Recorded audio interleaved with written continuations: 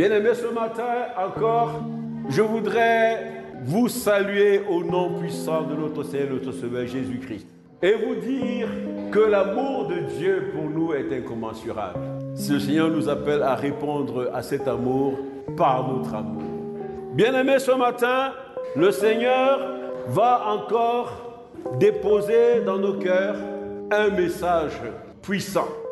Un message par lequel il voudra davantage nous édifier.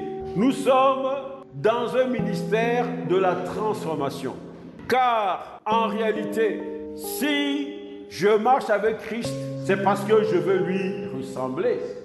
Qu'est-ce que l'on dit? On dit que deux personnes peuvent-elles marcher ensemble si elles n'ont pas convenu. On dit aussi qui s'assemblent se ressemblent. Donc, dans ce ministère de la transformation, le Seigneur ce matin a encore choisi de mettre l'accent sur notre prise de conscience de cette préoccupation majeure. Parce qu'il ne viendra chercher que ceux qui lui ressemblent. Bien-aimés, ce matin, nous allons lire dans le livre des Actes des Apôtres, chapitre 11, versets 25 à 26. Barnabas se rendit ensuite à Tarse pour chercher Saul. Qui était Barnabas? À titre de rappel, Barnabas était un homme de bien, dit la parole de Dieu. Un homme rempli d'Esprit Saint. D'accord? Et qui a été envoyé pour galvaniser les villes qui ont été évangélisées après la dispersion du peuple de Dieu de Jérusalem. Vous savez que quand Étienne a été lapidé, eh bien, cette lapidation a été suivie de beaucoup de tribulations et de persécutions. Si bien que les disciples se sont dispersés. Mais dans leur dispersion géographique, eh bien, ils sont allés dans de nouvelles villes dans lesquelles ils ont répandu la parole de Dieu. Et ils ont même établi des églises. Donc cette affaire est venue aux yeux des apôtres qui étaient à Jérusalem et ils ont donc envoyé Barnabas pour essayer de renforcer, n'est-ce pas, les équipes et de voir quel est le niveau du travail qui a été fait par les disciples qui avaient été dispersés. Donc, on dit donc ici, Barnabas, il s'est rendu ensuite à Tarse pour chercher Paul, après qu'il ait visité les autres villes. On se comprend. Et Saul, on dit Saul de Tarse, parce que Saul était de Tarse. C'est Saul qui devient Paul par la suite, d'accord? Alors, verset 26, et l'ayant trouvé, il l'a amené à Antioche. Alors, Antioche, c'était une ville qui était au nord-ouest de la Syrie, qui était limitrophe avec Israël. Ok, allons-y. Pendant toute une année, ils se réunirent aux assemblées qui? Barnabas et Saul, donc Paul, ont rejoint les assemblées, oui. Et ils enseignaient beaucoup de personnes. Ce fut à Antioche que pour la première fois, les disciples furent appelés chrétiens. Deuxième lecture, Acte 26, verset 28. Et Agrippa dit à Paul, tu vas bientôt me persuader de devenir chrétien. Vous savez, Paul avait été arrêté et il avait été persécuté. Et donc, on l'amène chez un certain nombre de responsables, dont Agrippa, qui va l'écouter pour savoir ce qu'il a fait, de quoi on l'accuse. Et Paul se défend donc. Et pendant qu'il est en train de se défendre, il prêche en réalité la parole de Dieu. En quelque sorte, interpellant Agrippa, lui demandant de faire sienne cette parole et d'y adhérer. Alors, Agrippa donc va réagir en disant, tu vas bientôt me persuader de devenir chrétien. Faites attention à cette parole parce qu'on va l'exploiter tout à l'heure sous la direction du Saint-Esprit. Et troisième lecture, 1 Pierre 4, verset 16. Si quelqu'un souffre comme chrétien et qui n'en ait point honte. Ok? Bien-aimés, nous pouvons remarquer que dans les trois textes que nous avons lus, le mot chrétien revient 3 fois. Et effectivement, dans tout le Nouveau Testament, le mot chrétien revient 3 fois dans le Nouveau Testament seulement. Et ce mot chrétien, comme on l'a vu tout à l'heure, a été donné aux disciples de Jésus. La première fois, ça s'est passé où? À Antioche, dans une ville qui avait déjà été évangélisée par les chrétiens qui avaient été dispersés, n'est-ce pas, de Jérusalem. Et dans cette ville d'Antioche, comme dans d'autres villes qui ont été évangélisées, il a été établi une communauté de croyants. Alors, La caractéristique de cette communauté, c'est qu'elle se réunissait en assemblée pour méditer la parole et pour la prière. Et cette communauté avait décidé de suivre Jésus-Christ, d'où le mot de disciple. Un disciple est quelqu'un qui suit un maître. Et ils avaient également décidé de vivre comme Christ. En faisant quoi? En se conformant à la parole de Dieu. C'est ce que nous voyons dans Acte 11, versets 25 à 26. Mais dans Acte 26, la deuxième lecture que nous avons faite de la parole, il apparaît que le mot chrétien, en réalité, était devenu une sorte de sobriquet. Un sobriquet méprisant, d'accord, plein de mépris. Un sobriquet plein de condescendance dont les disciples ont été affublés. Donc, en fait, ce sont des chrétiens avec une sorte de moquerie.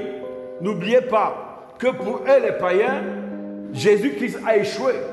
D'accord? Et même pour certains juifs, il a échoué parce qu'il est mort à la croix. Et voilà les gens qui suivent ce Christ-là qui a été crucifié à la croix. Et la mort à la croix était la mort la plus ignoble qu'on puisse imaginer. Dans 1 Pierre 4, verset 16, que nous avons lu en troisième lecture, on va voir que Pierre demande aux croyants, en réalité, d'endosser ce nom et de ne pas en avoir honte. C'est une autre dimension. Pierre va demander aux croyants d'endosser plutôt ce nom, de ne pas en avoir honte. Pourquoi? Il leur demande même d'être prêts à assumer et à endurer les souffrances et les persécutions qui sont attachées à ce nom. D'accord? Et que, en fait, comme il le dit, mais si quelqu'un souffre comme chrétien, qu'il n'en ait point honte et que plutôt il glorifie Dieu à cause de son nom. Pierre est donc en train de nous faire comprendre qu'il y a une certaine gloire qui est attachée à ce nom. Ne regardez pas, n'écoutez pas seulement ce que les païens sont en train de faire, donnant l'impression que dire chrétien, c'est insulter. Non, à ce nom-là, si vous l'acceptez dans toutes ses dimensions, il y a une certaine gloire qui est attachée à cela. Mais aujourd'hui, c'est un terme qui est galvaudé. Galvaudé veut dire compromis par un mauvais usage. Le mot chrétien est galvaudé. C'est un terme qui est devenu général. C'est un terme qui est vidé de son sens. Alors que Pierre est en train de nous dire que le nom là qu'on vous donne, là, acceptez-le. Parce que si vous l'acceptez dans toutes les dimensions, et si vous assumez même les souffrances qui sont attachées à ce nom, vous allez voir qu'il y a une gloire qui est attachée. Glorifiez plutôt Dieu. Dites plutôt merci à Dieu que je sois chrétien. Mais aujourd'hui, comme je vous dis, ce mot chrétien est utilisé dans toutes les sauces. Il y a des gens qui, quand on leur demande « Est-ce que tu es chrétien ?» ils disent « Oui, je suis baptisé, j'ai été baptisé. » D'accord? J'ai été baptisé. Il y a combien de temps? Mais j'ai été baptisé quand j'étais tout jeune là, tout ça. Et tu as quel âge maintenant? Bon, moi j'ai 35 ans. D'accord? Mais tu vas souvent à l'église? Non, je ne suis pas, mais je suis chrétien. Mes parents même étaient chrétiens. Vous comprenez? Et puis vous allez voir un disque jockey dans la boîte de nuit, c'est son travail. Il est là-dedans. Tu lui demandes, tu es chrétien? Oui, je suis chrétien, mais je ne pratique pas. D'accord? Mais il pratique dans la boîte de nuit. On se comprend, non? Tu es chrétien. C'est donc un mot qui est galvaudé. Il est compromis à cause, n'est-ce pas, d'un mauvais usage. Et comme je disais tout à l'heure, ce mot est vidé aujourd'hui de tout son sens. Alors que dans son sens originel, ce mot nous permet de nous identifier. Ce mot, chrétien, nous permet de connaître notre vrai statut, véritable statut. Ce mot de chrétien, s'il est vécu dans toute sa profondeur, nous permet de connaître notre positionnement spirituel. Est-ce qu'on se comprend? C'est de ça qu'il est question. Oui, parce que beaucoup de gens se disent chrétiens sans qu'ils soient prêts à satisfaire aux attentes liées à ce statut. Beaucoup de chrétiens ne sont pas prêts à assumer, à satisfaire aux attentes liées à ce statut. Aujourd'hui, bien-aimés, ce matin, le Seigneur nous met à cœur de revisiter ce thème et ce statut qui, vécu dans la dignité, qui, vécu selon les attentes de Dieu lui-même, nous introduit dans une vie de gloire. gloire. On se comprend? Ça veut dire que ce nom de chrétien qui implique un statut particulier, un positionnement spirituel, si nous l'acceptons et si nous vivons selon les attentes de ce mot, eh bien, cela nous introduit dans une vie de gloire. Bien-aimés, à la suite de tout ce que je viens de dire, le thème de ce matin, on y commence à y arriver, c'est qu'est-ce qu'un chrétien? Même si on a déjà entendu ça d'une certaine manière, revisitons ça ce matin. Qu'est-ce qu'un chrétien? Quelles sont les attentes attachées à ce nom? Tu dois en être conscient pour que tu puisses vivre pleinement ce statut et en tirer les bénéfices. On se comprend en Christ Jésus. Pour répondre à cette question, nous avons retenu 3 points majeurs qui nous semblent fondamentaux. Premier point, la question c'est qu'est-ce qu'un chrétien? Première réponse, le chrétien est celui qui est né de nouveau et a reçu en lui une nouvelle nature, la nature divine. Ça c'est la première question, ça c'est le premier point. Le deuxième point qu'on va aborder tout à l'heure, c'est le chrétien est celui qui a décidé d'être le disciple de Jésus. Deuxième réponse, qu'est-ce qu'un chrétien? C'est celui qui a décidé d'être le disciple de Jésus.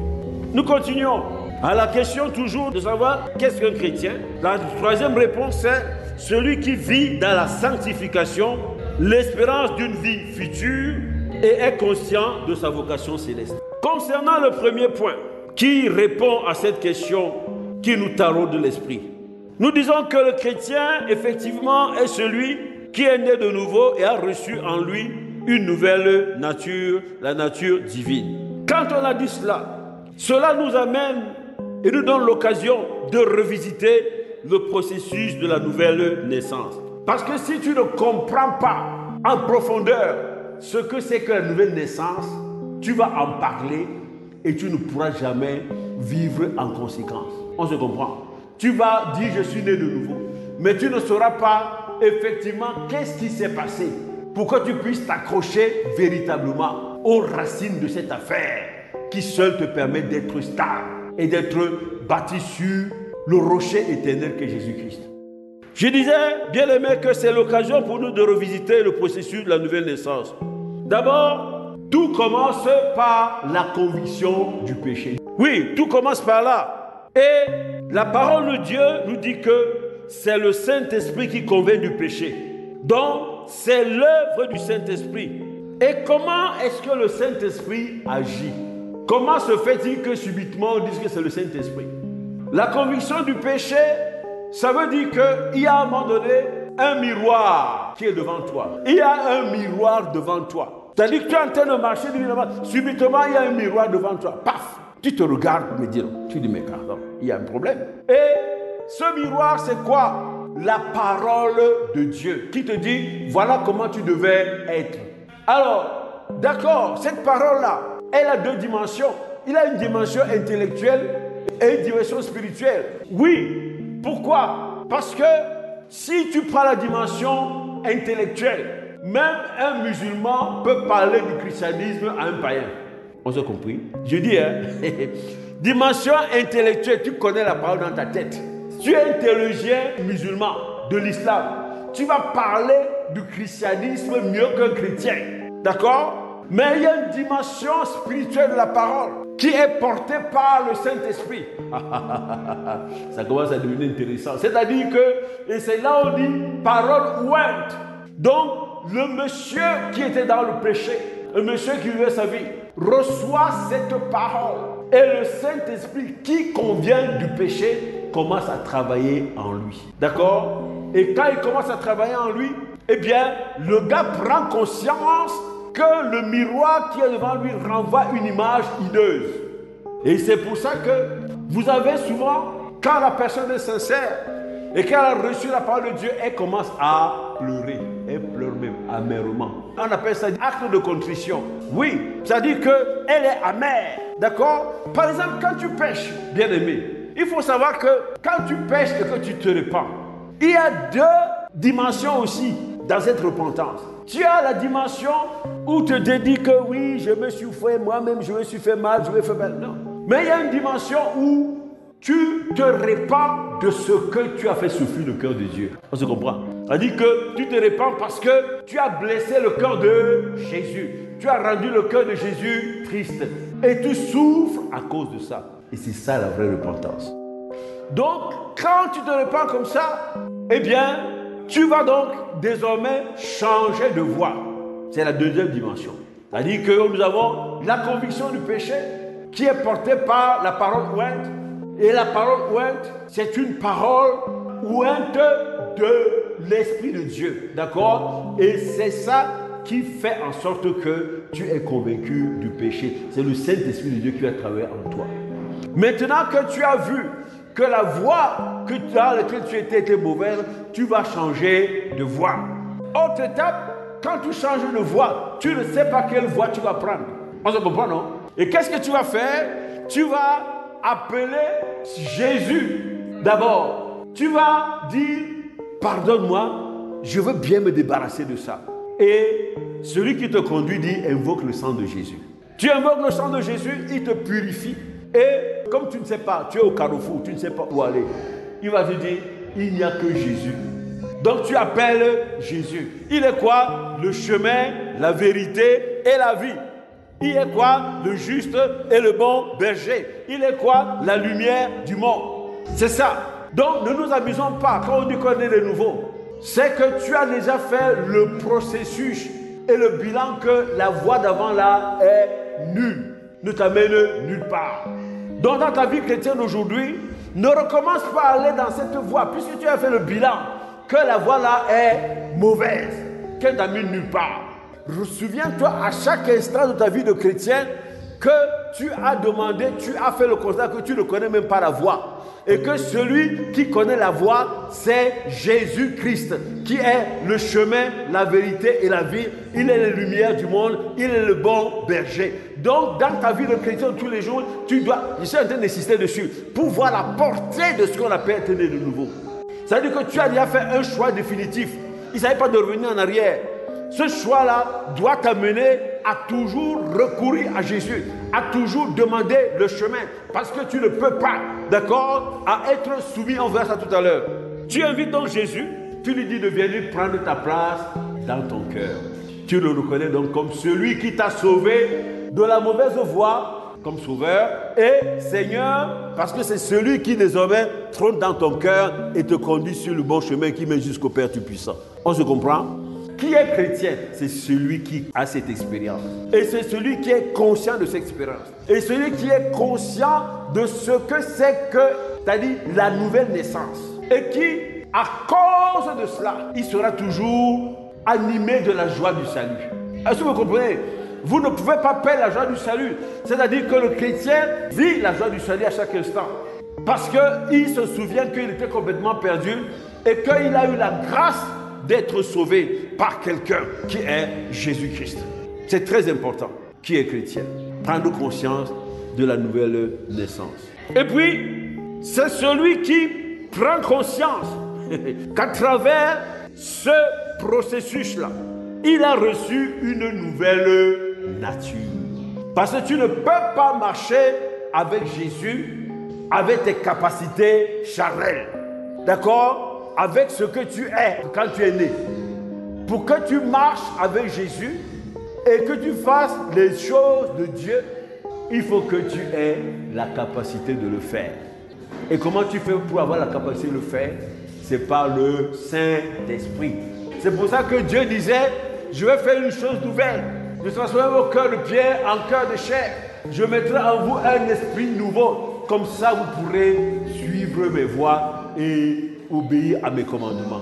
Pourquoi? Parce qu'il aura mis un esprit nouveau. Donc le chrétien est quelqu'un qui doit savoir à chaque instant qu'il a une nouvelle nature. D'accord? Il ne peut plus vivre comme un porc, faire les choses qui ne correspondent pas à sa nouvelle nature. Et sa nouvelle nature est essentiellement divine. Pourquoi? Parce qu'il aura reçu l'Esprit de Dieu. C'est l'Esprit de Dieu qui caractérise, n'est-ce pas, notre Père.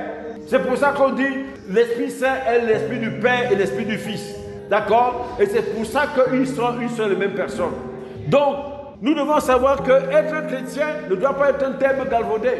Le chrétien est celui qui a conscience qu'il est né de nouveau. Parce que Jean 3,5 dit quoi? Si un homme ne naît d'eau et d'esprit, il ne peut entrer dans le royaume de Dieu.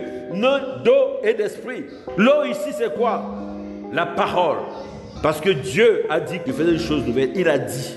Cette parole-là, c'est ça qui fait que tu puisses être né de nouveau.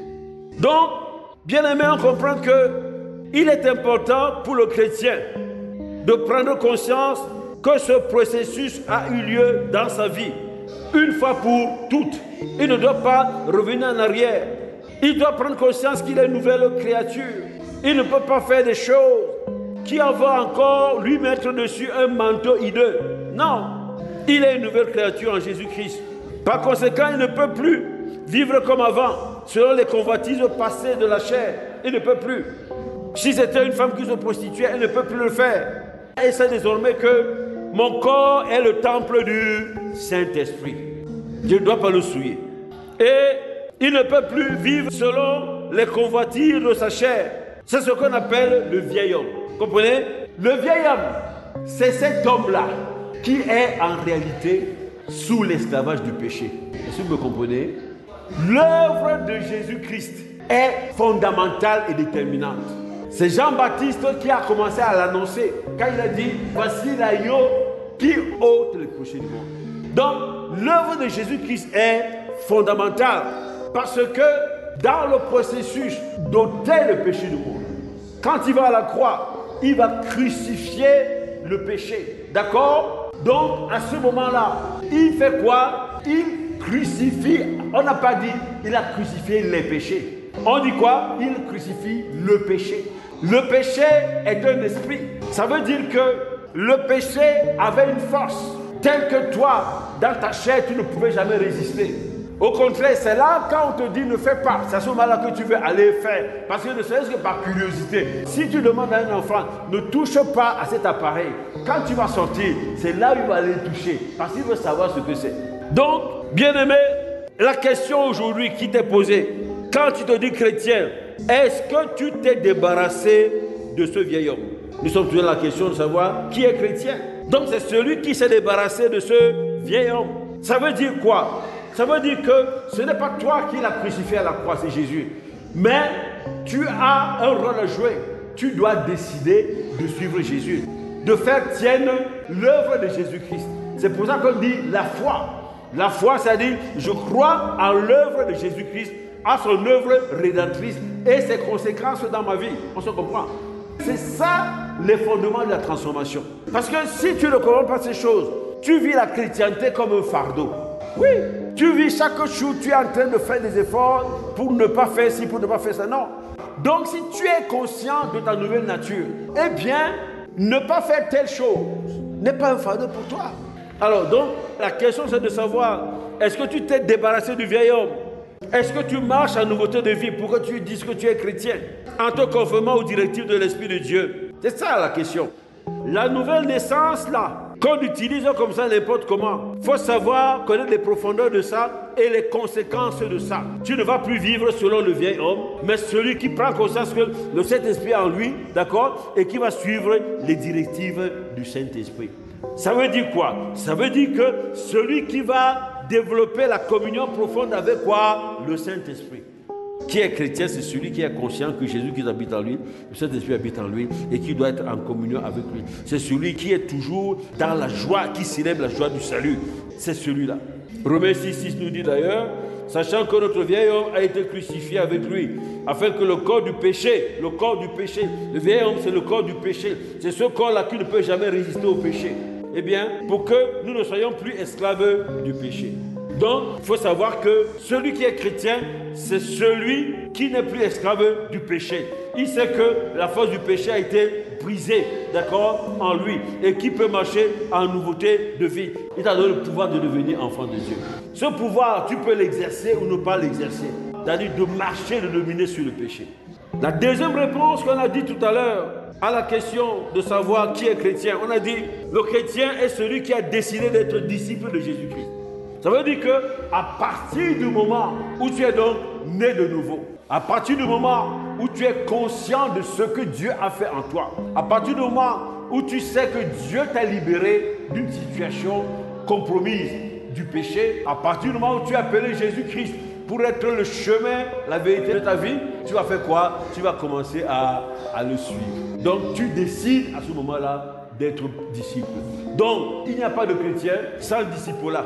Alors, qu'est-ce que l'on veut dire être disciple de Jésus? Eh bien, le disciple est celui qui a un maître.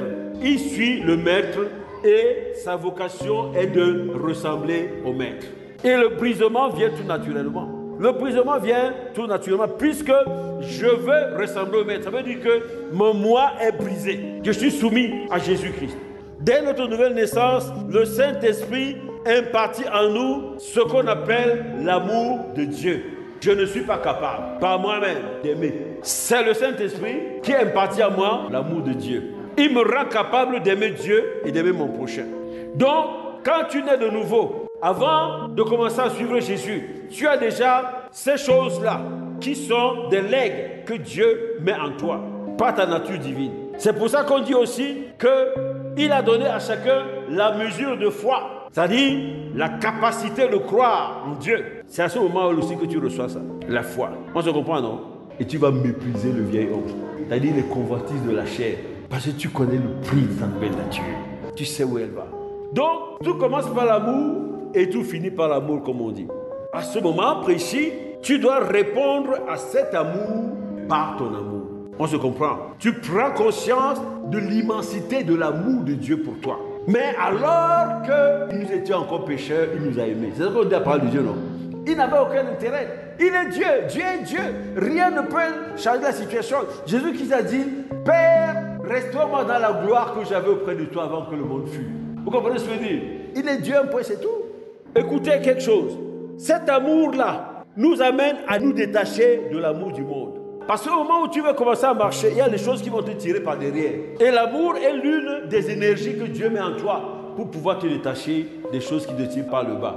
On se comprend? Donc, en fait, cet amour nous amène à nous détacher de l'amour du monde. Car l'amour du monde est inimitié contre Dieu. Où tu vas avec Dieu, où tu vas avec le monde. Mais c'est pour ça qu'on dit qu'on ne peut pas servir de maître à la fois. Dieu et maman. Maman, c'est le monde. Ce n'est pas seulement l'argent, comme on dit. Le disciple est celui-là qui est impacté de l'amour de Dieu et qui répond à cet amour par son amour. La deuxième chose, être disciple, c'est celui qui a reconnu qu'il a un rôle à jouer. Il faut bien comprendre ça. Un rôle à jouer, à choisir en toute liberté à s'engager. Ça veut dire que Dieu n'attend pas de toi que tu sois un mouton. On se comprend, non? Dieu n'attend pas de toi que tu sois un mouton de panurge. Il t'a dit, je mets devant toi la vie et la mort. Choisis la vie pour que tu vives. Dieu aime te voir mouvoir. C'est curieux. Il t'a libéré de l'esclavage. Il aurait pu faire de toi son esclave, en quelque sorte, d'accord? Mais il t'a libéré, il t'a délivré pour la liberté. La liberté, soit de le suivre, soit de ne pas le suivre. Et tu retombes dans la scène d'esclavage. Donc, tu dois savoir que le disciple suit volontairement Dieu. Tu as donc un rôle à jouer. Donc, le chrétien doit savoir qu'il doit collaborer au plan de Dieu pour qu'il puisse vivre la plénitude de son statut. Il doit collaborer au plan de Dieu. Choisir en toute liberté et s'engager. Et il faut savoir, bien aimé, que ce n'est pas seulement des principes que nous sommes en train d'énoncer. C'est le vécu chaque jour de chacun de nous. Nous sommes constamment appelés à choisir dans de nombreuses situations et nous devons l'exercer. Nous sommes tout le temps appelés à choisir. Donc quand je suis disciple, je vais toujours avoir les épreuves devant moi. D'accord? Je suis en train de marcher dans le disciple-là, jusque-là, ça se passe bien. Et puis il y a un incident, quelqu'un qui m'amène à sortir de mes gonds et à poser un acte qui peut être un acte définitif. Par exemple, dans le mariage, disons, il y a un couple qui est divorcé à cause de la pâte dentifrice. Le mari appuyait la pâte dentifrice à partir de bas. Mais la femme, chaque fois, elle appuie la pâte dentifrice à partir de haut. Et ça énervait le mari. Il dit, mais comment ne peut pas être organisé? Il dit, mais ne faites plus ça comme ça. Et c'est parti jusqu'au divorce. Pourtant, peut-être que ce sont des gens qui allaient à l'église normalement. Mais ils ont devant une preuve. Donc, je voudrais vous faire comprendre que ce que je dis là, je suis en train de vous dire des choses concrètes qui consiste à dire que être disciple, c'est celui qui a pris conscience qu'il doit à chaque moment jouer son rôle, être volontaire, d'accord, poser des actes qui témoignent qu'il veut vraiment suivre Jésus. Par exemple, nous pouvons avoir des situations de conflit, des situations qui peuvent amener de sortir du chemin. Ce n'est pas quelqu'un qui marche comme ça. Parce que les chrétiens qui marchent comme ça, ils se font avoir par les faux prophètes, n'importe comment. Ok? Parce qu'il a refusé de jouer même son esprit de discernement, de prendre la décision qu'il faut. Quelqu'un a dit que même la foi même est un choix. Puisque tu peux choisir de croire ou de ne pas croire. La foi même est un choix. La troisième chose, quand tu es disciple, c'est que tu dois marcher dans la loyauté. Examinons-nous. La parole de Dieu nous dit, celui qui connaît son Dieu sera ferme. Dans beaucoup de cas, on a marché dans la compromission. On a trahi Jésus. Quand tu es fâché comme ça, ok, est-ce que moi je suis Jésus? Je ne suis pas Jésus, hein? Je ne peux pas accepter ça. Tu as fait une confession terrible. La loyauté dans ce que nous faisons, est-ce que c'est conforme à la parole de Dieu? Nous devons mettre hors de nous les trahisons de toutes sortes. Être disciple, c'est celui qui, en tant que disciple, a conscience qu'il a une vocation à ressembler à Christ, son maître. Donc quand tu es chrétien, tu dis que tu es chrétien. Sache que quand tu dis chrétien, tu es en train de dire que tu as un maître et que tu es en train de suivre le maître. Et que l'objectif final, c'est que tu dois ressembler à ce Christ-là, d'accord, qui est ton maître. Nous sommes en plein dans la transformation, qui est un processus long et profond. Transformation en quoi? À l'image de Christ. Cette transformation devient mon désir spirituel constant. Jésus aurait fait comment? Devant les situations, comment Jésus aurait réagi? Le désir profond, n'est-ce pas, de toujours faire les choses selon Jésus. Et cela devient ton but ultime. Cela devient ton obsession. Et c'est là où tu peux marcher vers la transformation et la ressemblance à Christ.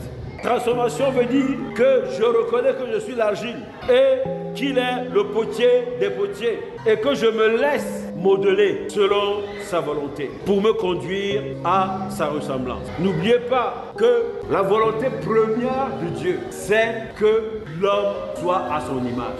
Quand on dit il a créé l'homme à son image, ça veut dire que la conception, c'était que cet homme qu'il avait conçu, il l'a fait, il est devenu une âme vivante. À partir de la boue, il a soufflé. Maintenant, il voulait qu'il devienne un esprit vivant. En faisant quoi? En le fréquentant tous les jours. En se dupliquant. Son esprit devait remplir l'esprit de l'homme pour qu'il soit totalement à sa ressemblance. Et c'est là où le processus s'est arrêté. Jésus-Christ est venu restaurer tout cela. C'est pour ça qu'il a dit, Père, tout est accompli. Le chrétien là est celui qui se laisse conduire vers une croissance spirituelle constante. Parce que Dieu est illimité. D'accord? Si tu parles en langue, tu vas te rendre compte que tu t'es réveillé et ton parler en langue même a évolué. Ton parler même s'est même diversifié. Je donne un exemple comme ça. Qui est quoi? Qui est la preuve que Jésus a encore fait quelque chose dans le baptême du Saint-Esprit. Il t'a encore rempli de quelque chose. Puisque on dit qu'il reçut à la Pentecôte, ils ont reçu quoi? Ils ont reçu les langues de feu, d'accord? Ils ont été baptisés du Saint-Esprit et ils parlaient.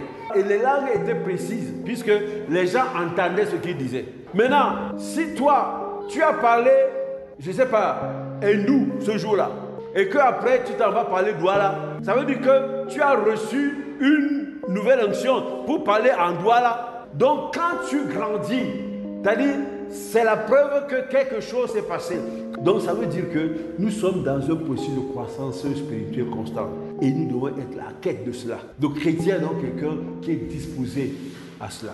Et le chrétien, c'est celui qui est soumis à la volonté de Dieu et est obéissant comme Jésus l'a été. Puisque Jésus est le modèle, non?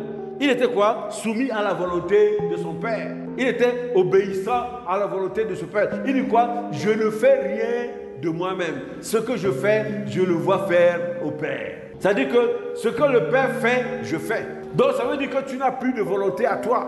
Puisque ta félicité, ton bonheur, c'est en réalité la volonté de celui qui sait où il t'amène, vers le bonheur éternel. On se comprend? Pourquoi aller mettre ma petite volonté qui m'amène nulle part?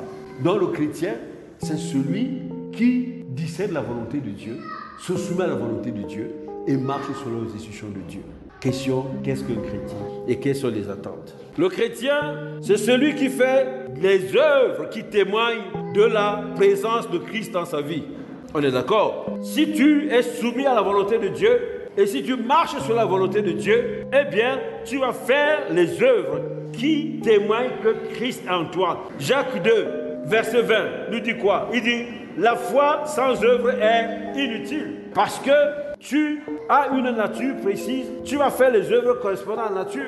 D'accord? Tu ne verras jamais un lion aboyer et tu ne verras pas un oiseau miauler. Donc, tu produis les œuvres qui correspondent à ta nature, cette nouvelle nature-là.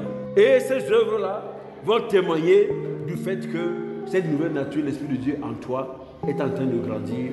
C'est-à-dire, ça témoigne de la présence de Jésus en toi. C'est donc ça, le chrétien. Le chrétien est celui qui développe en lui le caractère de Jésus par le concours du Saint-Esprit. C'est celui qui développe en lui le fruit de l'Esprit. Galates 5, verset 22. C'est-à-dire l'amour, la joie, la paix, la patience, la bonté, la bénignité, la douceur, la fidélité et la tempérance. 9. Donc c'est ça le chrétien.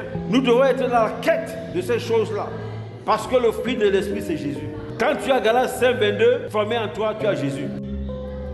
Bien-aimés, nous avons répondu ici à cette question. Qui est le chrétien? Nous avons dit que celui qui a décidé d'être disciple de Jésus. Et nous avons décliné pour expliquer ce que c'est que être disciple de Jésus. La troisième réponse de qui est le chrétien, c'est celui qui vit dans la sanctification. Oui, vivre dans la sanctification, ça veut dire que c'est celui qui a été mis à part pour Dieu. 1. Mais 2, comprenez bien, et qui accepte et assume son statut et les conséquences. C'est-à-dire qu'il confesse qu'il est mis à part, comme ça de bouche, mais quand les dangers se présentent, il met ça de côté, parce qu'il a peur d'assumer les conséquences. Donc, c'est celui qui est mis à part et qui assume les conséquences. Tu dois être en mesure d'assumer ton statut et les conséquences. La sanctification suppose que Jacques 1, 27 devient réalité dans ta vie. Jacques 1, 27. La religion pure et sans tache devant notre Dieu consiste à nous préserver des souillures de ce monde. Donc, tu dois t'éloigner du péché, d'accord? Et tu dois être prêt à souffrir pour Christ. Jésus dit dans la parole, soyez armés de la pensée de souffrir. Et puis, le chrétien, c'est celui qui maintenant se projette dans l'avenir. C'est-à-dire celui qui vit dans l'espérance d'une vie future avec Christ. Parce que la parole dit quelque part que si ce n'est que pour les choses de ce monde, ça ne vaudrait pas la peine. D'accord? Mais en fait, nous avons une espérance supérieure.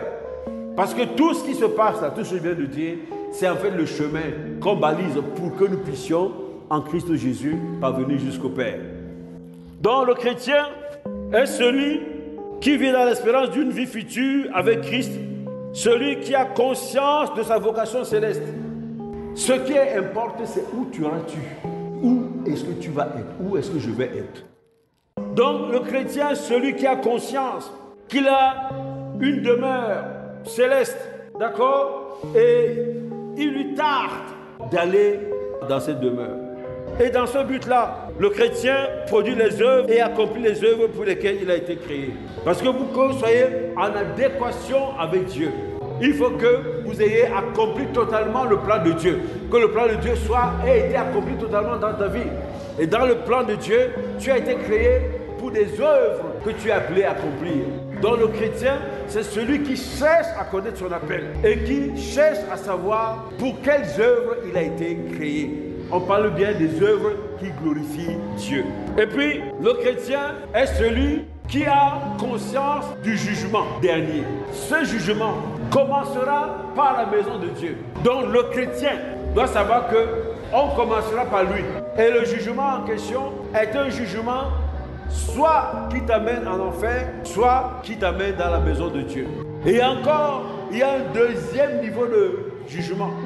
Le tribunal de la récompense. C'est-à-dire que, en fonction de ce que tu auras fait dans la maison de Dieu, bien qu'étant fidèle, Il y a certains qui font plus, il y a d'autres qui font moins. Il y a même d'autres qui essaient même de freiner, qui dérangent, qui cassent les assemblées. Eh bien, Dieu, dans la récompense, tiendra compte de cela.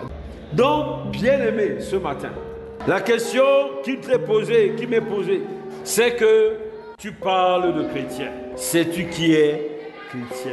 Est-ce que, selon ce que tu dis là, est-ce que tu es réellement né de nouveau? Essaie de comprendre même ce que ça veut dire et les conséquences que tu dois en tirer. Revisite ce matin ta nouvelle naissance. Tu dis que tu es chrétien. Est-ce que tu as vraiment décidé de suivre Jésus? Es-tu un disciple de Jésus qui a vocation à ressembler à Jésus-Christ? Est-ce que tu as cette ambition de ressembler à Jésus-Christ? Est-ce que tu as même une conviction que tu as une vocation céleste et que tu dois désirer cela? C'est tout cela que le Seigneur a voulu que nous revisitions ce matin. Et qu'à travers ces interrogations, nous puissions nous ajuster. Qui sommes-nous en réalité? Qui suivons-nous en réalité? Quelle est notre véritable espérance? Selon les réponses que tu vas donner, eh bien, toi-même tu pourras tirer la conclusion que oui, je suis un chrétien et je suis sur le chemin. Que le nom de l'Éternel soit glorifié. Amen. Bien-aimés, nous espérons que vous avez été bénis. Pour toutes questions et sujets de prière, bien vouloir nous contacter sur nos différentes plateformes. Nous avons reçu gratuitement et nous partageons gratuitement, selon l'instruction du Seigneur. Matthieu 10, verset 8. Que le nom de l'Éternel soit glorifié.